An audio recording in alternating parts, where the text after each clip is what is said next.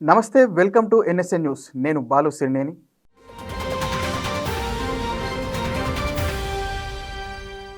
పంటలు వేసిన మొదట్లో సాగునీటి కొరతతో కష్టాలు పడిన యాసంగి రైతులకు ప్రస్తుతం కోతల సమయంలో అకాల వర్షాలు శరాఘాతంగా మారాయి. మధ్యలో మార్చిలోనూ వడగండ్ల వానలతో కామారెడ్డి, నిజామాబాద్, సిరిసిల్ల, సిద్దిపేట, మెదక్, ఆదిలాబాద్, నిర్మల్, మంచిర్యాల, కరీంనగర్, సంగారెడ్డి జిల్లాల్లో పంటలు దెబ్బతిన్నాయి. ప్రస్తుతం మండు వేసవిలో ఈదురుగాలులు, భారీ వర్షాలు అన్నదాతల వెన్ను విరుస్తున్నాయి. సాధారణంగా నవంబర్ నుంచి మే వరకు యాసంగి కొనసాగుతుంది. ఈ సమయంలో వర్షాలు ఉండవనే నమ్మకంతో వరితో పాటు అపరాలు, వాణిజ్య పంటల సాగుకు రైతులు ప్రాధాన్యమిస్తారు. 90 నుంచి 110 రోజుల్లో దిగుబడులు వస్తాయి. అయితే వాతావరణ మార్పులు రైతులు ఆశలకు గండి కొడుతున్నాయి. అకాల వర్షాలు, వడగండ్లతో ప్రధానంగా వరి, పత్తి, మిర్చి, మొక్కజొన్న పంటలకు తీవ్ర నష్టం వాటిల్లుతుంది. మామిడికాయలు రాలిపోతున్నాయి. కొన్నేళ్లుగా ఈ నష్టాలు ఆనవాయితీగా మారాయి. పంట నష్టాలకు కేంద్ర, రాష్ట్ర ప్రభుత్వాలు విపత్తు నిర్వహణ నిధుల నుంచి సాయం అందించాలి. అకాల వర్షాల విషయంలో మాత్రం సరిగా అందడం లేదు. వ్యవసాయ శాఖ నిబంధనలు కూడా అసంబద్ధంగా ఉంటున్నాయని అన్నదాతలు ఆరోపిస్తున్నారు. ఒక రైతుకు సంబంధించి 3వ వంతు కంటే ఎక్కువ పంట నష్టం జరిగితేనే సాయం పొందేందుకు అర్హులుగా పరిగణలోకి తీసుకుంటారు. ఆ లోపు నష్టపోయిన వారికి ఎలాంటి సాయం అందడం లేదు. రాష్ట్రంలో ప్రస్తుతం పంటల బీమా పథకాలేవి అమల్లో లేవు. ప్రకృతి వైపరీత్యాల కింద కేంద్రం నుంచి సాయం అందాల్సి ఉన్నా రావడం లేదు. గత 5 ఏళ్లుగా భారీ నష్టాలపై రాష్ట్ర ప్రభుత్వం కేంద్రానికి నివేదిక పంపుతున్నా సాయం మాత్రం రాలేదు. గత ఏడాది మార్చి నెలలో జరిగిన నష్టానికి గాను తెలంగాణ ప్రభుత్వం సొంత నిధులను ఎకరానికి 10,000 చొప్పున చెల్లిస్తామని ప్రకటించి అందించింది. ఆ తర్వాత అదే ఏడాది ఏప్రిల్, మే నెలల్లో మరో 2 సార్లు వర్షాలు పడగా ప్రభుత్వం సాయం ప్రకటించింది. జీవో కూడా ఇచ్చినప్పటికీ సాయం అందలేదు. ఈ ఏడాది మార్చి 16 నుంచి 22 తేదీల మధ్య కురిసిన అకాల వర్షానికి సంబంధించి జరిగిన నష్టానికి గాను రాష్ట్ర ప్రభుత్వం ఇటీవల 15.81 కోట్లు విడుదల చేయడం కాస్త ఊరటనిచ్చే అంశం.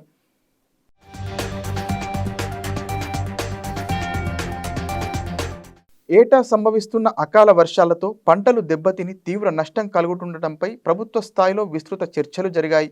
యాసంగి సీజన్ను నెల రోజుల ముందుకు జరపాలనే ప్రతిపాదనను పరిశీలించింది. అక్టోబర్లో ప్రారంభించి ఫిబ్రవరి లేదా మార్చిలో ముగించాలని యోచించింది.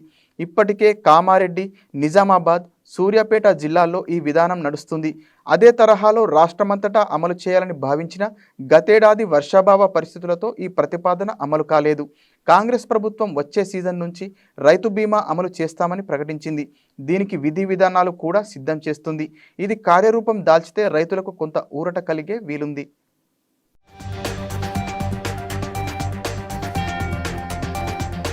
పల్నాడు జిల్లాలో 144 సెక్షన్ కొనసాగుతోంది. పోలింగ్ డే ఆ తర్వాత జరిగిన హింసపై పోలీసులు కేసులు నమోదు చేస్తున్నారు.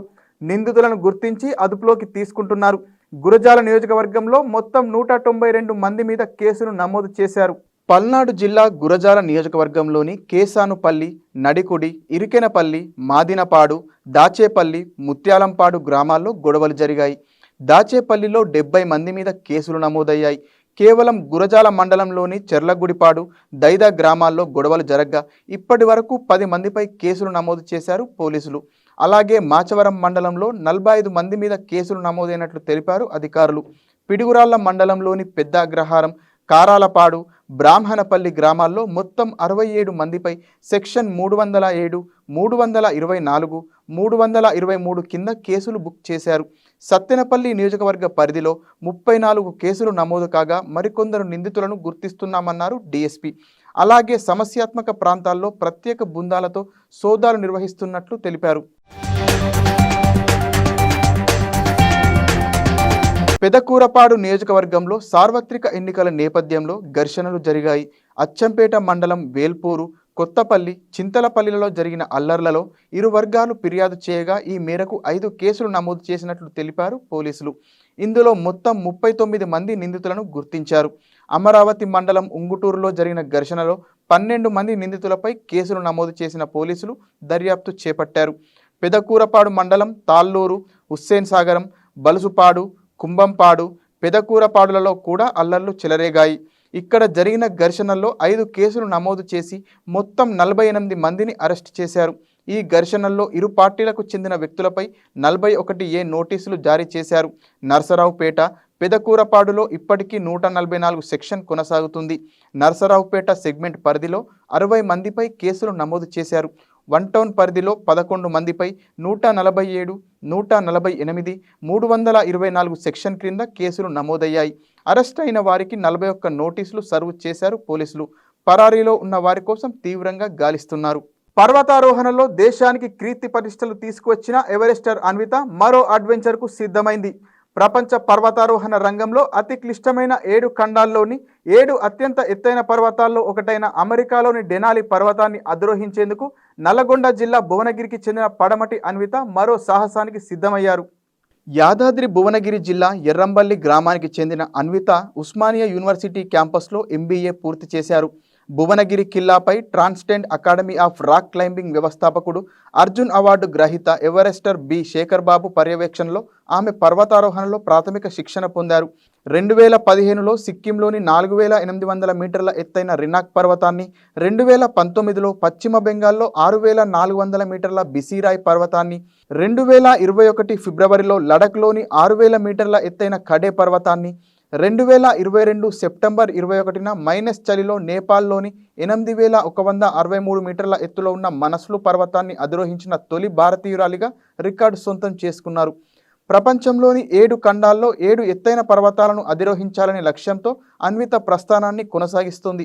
తొలిసారిగా జనవరి 5, 2020లో 5895 మీటర్ల ఎత్తులో ఉన్న కిలిమంజారో, 2021 డిసెంబర్ 7న 5642 మీటర్ల ఎత్తులో ఉన్న ఎల్బ్రస్, 2022 మే 16న ప్రపంచంలోనే అత్యంత ఎత్తైన 8848 మీటర్ల మౌంట్ ఎవరెస్ట్, 2022 డిసెంబర్ 17న 4892 మీటర్ల ఎత్తైన మిస్సానా పర్వతాలను అధిరోహించారు.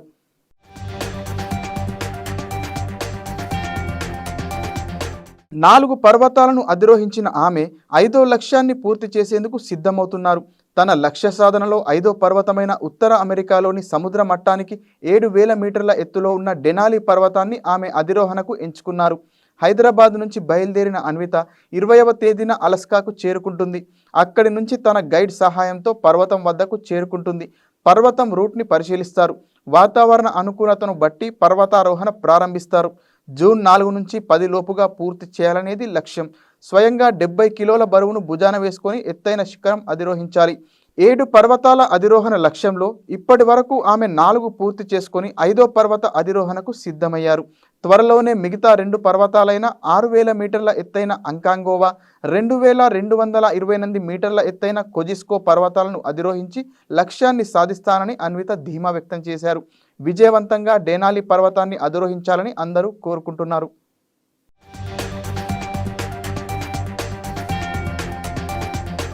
వ్యవసాయ భూములు, స్థలాల రిజిస్ట్రేషన్ల ఫీజు పెంచేందుకు ప్రభుత్వం కసరత్తు ప్రారంభించింది.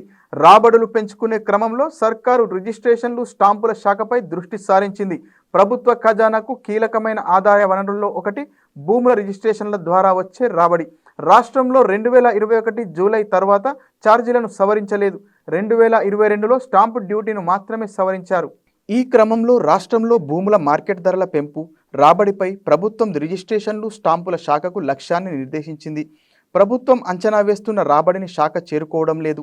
దీంతో ఈ ఆర్థిక సంవత్సరంలో మంచి ఫలితాలు సాధించేలా కృషి చేయాలని సీఎం రేవంత్ రెడ్డి తాజాగా అధికారులకు దిశానిర్దేశం చేశారు. మార్కెట్ పరిస్థితులపై అధ్యయనం చేపట్టాలని ఆదేశించడంతో క్షేత్రస్థాయి పరిశీలనకు ఆ శాఖ సిద్ధమవుతుంది.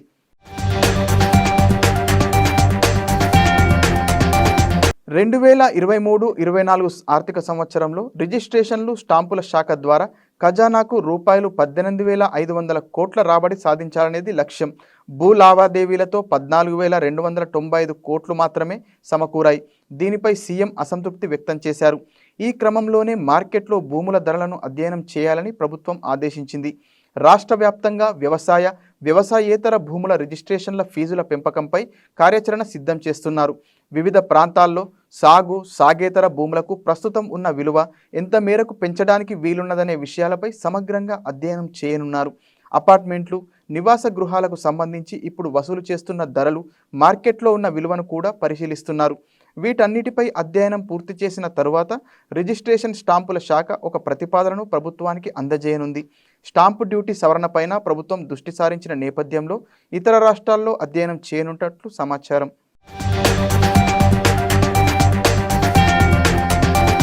ఉమ్మడి ఏపీలో 2013లో చివరిసారి ఫీజుల పెంపు జరిగింది. దాని ప్రకారం మార్కెట్ విలువపై రిజిస్ట్రేషన్ ఫీజు 6%గా ఉండేది. తెలంగాణ ఏర్పాటయ్యాక ఫీజులను 2021లో సవరించారు. Stamp duty 5.5%, transfer duty 0.5%, registration ఛార్జీలు 1.5% కలిపి రిజిస్ట్రేషన్ ఫీజు మార్కెట్ విలువలో 7.5%గా ఉంది. వ్యవసాయ భూములకు ఎకరాకు కనీస ధర 75,000, ఖాళీ స్థలాలకు చదరపు గజం చొప్పున, నివాసాలకు చదరపు అడుగు చొప్పున కనీస ధర నిర్ణయించి మార్కెట్ విలువ పెంచారు. 2020-21లో భూముల రిజిస్ట్రేషన్ల ద్వారా 5,260 కోట్ల రాబడి లభించింది. 2021 జూలైలో మార్కెట్ ధరల సవరణతో 2021-22లో 12,370 కోట్లకు చేరింది. ప్రస్తుతం రాష్ట్రంలో హైదరాబాద్, రంగారెడ్డి, మేడ్చల్, మల్కాజ్గిరి జిల్లాల్లో బహిరంగ మార్కెట్లో భూముల ధరలు రూపాయలు కోట్లలో పలుకుతున్నాయి. ప్రభుత్వ మార్కెట్ ధర మాత్రం ఆ స్థాయిలో ఉండడం లేదు. దీంతో పెద్ద ఎత్తున ప్రభుత్వం రాబడి కోల్పోతుందన్న చర్చ వినిపిస్తోంది. ప్రభుత్వం మార్కెట్ విలువ సవరించడం ద్వారా ఖజానాకు 5,000 కోట్లకు పైగా రాబడి పెరగొచ్చని అంచనా వేస్తున్నారు.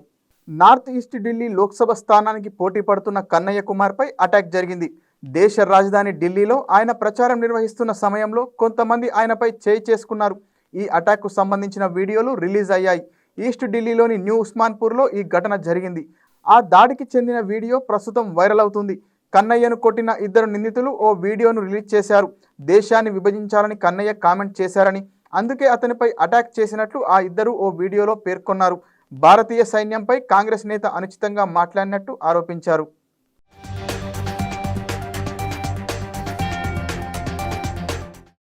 जय श्री राम भाई, जय गौ माता की। जिस कन्हैया लाल ने नारे लगाए थे कि भारत तेरे टुकड़े हो, अफजल तेरे कातिल जिंदा हैं, हम शर्मिंदा हैं, दे दो भाई। सर फट चुका पूरा। दोनों भाइयों ने चांटे का जवाब दिया है। चौथे पुस्ते पे रैली थी यहाँ पे, चौथे पुस्ता उस्मानपुर पे रैली थी भाई, और वहाँ बोल के मुंह पे साई फेंक कर मुंह पे चाटा दे के जवाब दिया है कि भारत के टुकड़े कोई नहीं कर सकता जब तक हमारे जैसे सनातनी शेर जिंदा है। जो उसके भक्त थे, जो सेवक थे, वो सर फाड़ दिया भाई। मेरा सर फट गया। देश को तोड़ने की बात करता है, इसे दिल्ली में भी नहीं घुसने देंगे। ये भारत के सैनिकों को देशद्रोह वो बताता है, रेपिस्ट बताता है। इसका इलाज कर दिया है, आप लोगों को न्यूज पहुंच जाएगी सभी को। बहुत बढ़िया इलाज कर दिया, जो कहा था वो कर दिया। जितने भी आर्मी के जितने भी जवान हैं, भारत माता की जय, सबका बदला लिया जी। इंडियन आर्मी जिंदाबाद, गौ माता की जय, जय जय श्री राम, जय गौ माता, जय गौ माता, भारत माता की जय। తిరుమలకు భక్తులు పోటెత్తారు.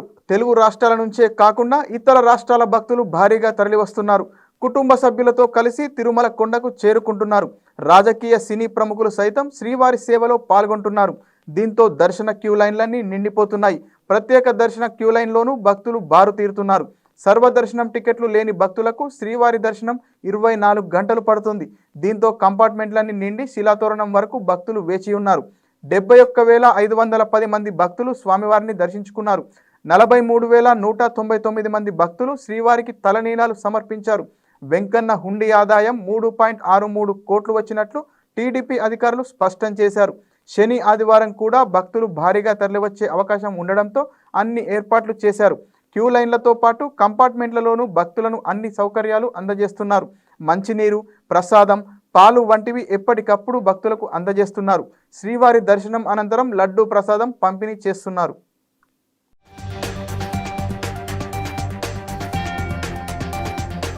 కిర్గిస్తాన్ దేశంలోని భారతీయ విద్యార్థులను కేంద్రం అప్రమత్తం చేసింది.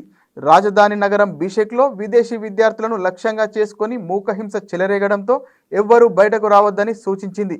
ఈ మేరకు అక్కడి మన దేశ రాయబార కార్యాలయం ఎక్స్ వేదికగా పోస్ట్ పెట్టింది. కిర్గిస్తాన్ దేశంలో విదేశీ విద్యార్థులను లక్ష్యంగా చేసుకొని మూకహింస చెలరేగింది. దీంతో ఇండియన్ రాయబార కార్యాలయం మన దేశ విద్యార్థులను అలర్ట్ చేసింది. ఎవరూ బయటకు రావద్దని సూచించింది. మన విద్యార్థుల గురించి సమాచారాన్ని ఎప్పటికప్పుడు తెలుసుకుంటున్నాం. ప్రస్తుతానికి పరిస్థితి ప్రశాంతంగానే ఉన్నప్పటికీ విద్యార్థులు బయటకు రావద్దని సూచించింది. ఏదైనా సమస్య ఉంటే వెంటనే ఎంబసీని సంప్రదించాలని కోరింది. 24 గంటలు అందుబాటులో ఉండే ఫోన్ నెంబర్ 05557100041ను షేర్ చేసింది. అయితే కిర్గిస్థాన్, ఈజిప్ట్కు చెందిన విద్యార్థుల మధ్య మే 13న జరిగిన ఘర్షణకు సంబంధించి వీడియోలు వైరల్ కావడం, దాడులు చెలరేగాయని తెలిపింది. ఆ తర్వాత కొన్ని మూకలు బిషెక్లో భారత్, పాకిస్తాన్, బంగ్లాదేశ్ విద్యార్థులు ఉండే హాస్టళ్లను లక్ష్యంగా చేసుకున్నాయి. ఈ రోజు ఉదయం విదేశాంగ మంత్రి ఎస్ జయశంకర్ కూడా ఈ అల్లర్లపై స్పందించారు. భారతీయ విద్యార్థుల సంక్షేమాన్ని ఎప్పటికప్పుడు పర్యవేక్షిస్తున్నామన్నారు. ఎంబసీతో టచ్లో ఉండాలని అక్కడున్న మన వారికి సూచించారు. 3 పాకిస్తాన్ విద్యార్థులు మృతి చెందారంటూ కొన్ని సోషల్ మీడియా పోస్టులు వైరల్ అయ్యాయి. అయితే దీనికి సంబంధించి అధికారిక ప్రకటన వెలువడలేదు.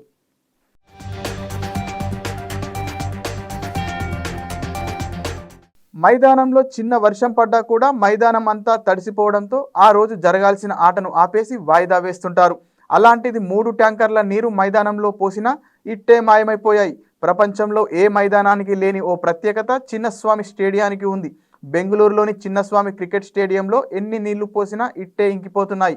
ఈ మైదానం ప్రపంచంలోనే ఎక్కడా లేని సబ్ఎయిర్ డ్రైనేజీ, ఎయిరేషన్ సిస్టమ్ను కలిగి ఉంది. దీనిని ఇటీవలే పరీక్షించిన అధికారులు నిర్ఘాంతపోయారు. 3 పైపుల ద్వారా మైదానంలోకి నీరు వదిలారు. తర్వాత అందరూ చూస్తుండగానే కొద్దిసేపటికే నీరు మొత్తం భూమిలోకి ఇంకిపోయింది. అనంతరం అధికారులు మైదానాన్ని తడిమి చూడగా కొంచెం కూడా తడి లేదని తేల్చేశారు. దీనికి సంబంధించిన వీడియో ప్రస్తుతం నెట్టింట వైరల్గా మారింది. ఈ వీడియో చూసి నెటిజన్లు ఆశ్చర్యపోతున్నారు. ఇలాంటి సిస్టమ్ అన్ని మైదానాలకు ఉంటే బాగుంటుందని, ఇలా అయితే ఏ ఒక్క మ్యాచ్ కూడా అంతరాయం కలగదని కామెంట్లు పెడుతున్నారు.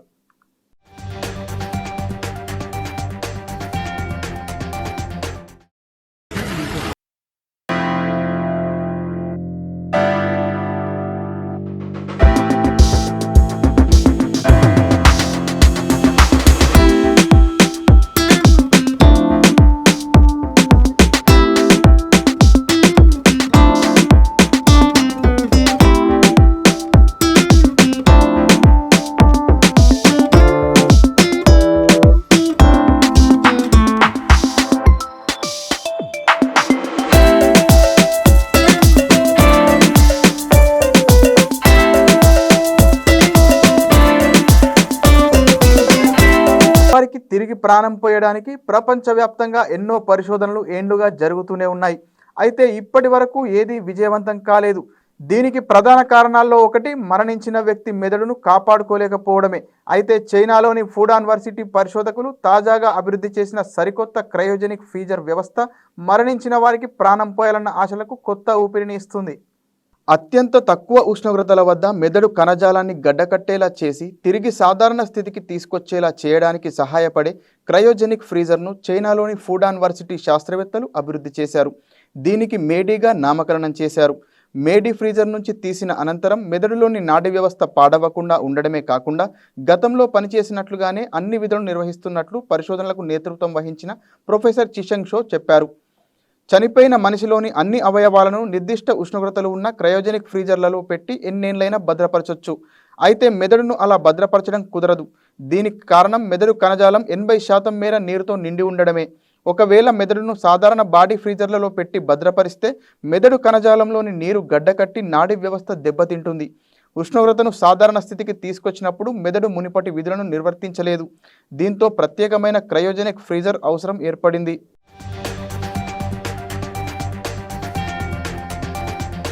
మేడీలో మెదడును భద్రపరిచేటప్పుడు methyl cellulose, ethylene glycol, DMSO, Y27632 వంటి ప్రత్యేక రసాయనాలను తగు పాలలో వినియోగించినట్లు ప్రొఫెసర్ చిషంగ్ షో తెలిపారు. అందుకే మెదడు పాడవ్వలేదని పేర్కొన్నారు. కాగా తాజా పరిశోధనతో మెదడును కూడా భద్రపరిచే సాంకేతికత అందుబాటులోకి వచ్చిందని శాస్త్రవేత్తలు ఆనందం వ్యక్తం చేస్తున్నారు. మరణించిన మనిషికి పునఃప్రాణం పోసే క్రతువులో ఇదో కీలక మైలురాయిగా అభివర్ణిస్తున్నారు. మరణించిన తర్వాత తమ శరీరాన్ని భద్రపరుచుకోవడానికి ప్రపంచ కుబేరులు ఆసక్తి కనబరుస్తున్నారు. చనిపోయిన మనిషికి ప్రాణం పోసే సాంకేతికత అభివృద్ధి జరిగితే తాము మళ్లీ బతకొచ్చన్న ఆశే వారిని ఇలా తయారు చేస్తుంది. ఈ జాబితాలో పీటర్ థెయోల్ వంటి కుబేరులు, స్టీవ్ ఓకీ వంటి సెలబ్రిటీలు ఉన్నారు. ఇప్పటికే వీళ్ళు బాడీ ఫ్రీజర్లకు ఆర్డర్ ఇచ్చారు కూడా. కాగా జీవం లేని శరీరాన్ని ప్రత్యేక ఫ్రీజర్లో భద్రపరచాలంటే కనీసం 24 లక్షల వరకు ఖర్చు చేయాల్సిందే.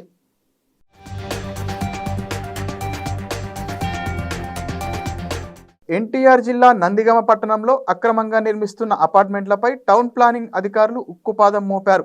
మున్సిపల్ కమిషనర్ ఆదేశాలతో అధికారులు 6వ వార్డులో అనుమతి లేకుండా నిర్మిస్తున్న ఫ్లోర్లు, సెంటరింగ్ను కూల్చివేశారు. అనుమతులు లేకుండా ఎవరైనా నిర్మిస్తే కూల్చివేస్తామని బిల్డర్లను హెచ్చరించారు. దీంతో స్థానికులు హర్షం వ్యక్తం చేస్తున్నారు. తెలంగాణ కేబినెట్ ఇవాళ సాయంత్రం భేటీ కానుంది. పలు కీలకమైన అంశాలపై మంత్రి మండలితో చర్చించి నిర్ణయాలు తీసుకుంటామని సీఎం ప్రకటించిన సంగతి తెలిసిందే. కేబినెట్ భేటీలో చర్చించే అంశాలు ఇవేనంటూ సీఎంఓ కొన్ని అంశాలను మీడియాకు విడుదల చేసింది. తెలంగాణ, ఏపీ మధ్య ఉన్న సమస్యలు, రుణమాఫీ నిధుల సమీకరణపై నిర్ణయం, ధాన్యం కొనుగోళ్లు, ఖరీఫ్ పంటల ప్రణాళిక, రాష్ట్ర ఆదాయ పెంపు ప్రత్యామ్నాయాలపై చర్చించనుంది. మేటిగడ్డ, అన్నారం బ్యారేజీలకు సంబంధించి నేషనల్ డ్యామ్ సేఫ్టీ అథారిటీ ఇచ్చిన మధ్యంతర నివేదిక తదితర అంశాలపై కూడా చర్చించనున్నారు. మరిన్ని వార్తలతో మళ్ళీ కలుద్దాం. నమస్కారం.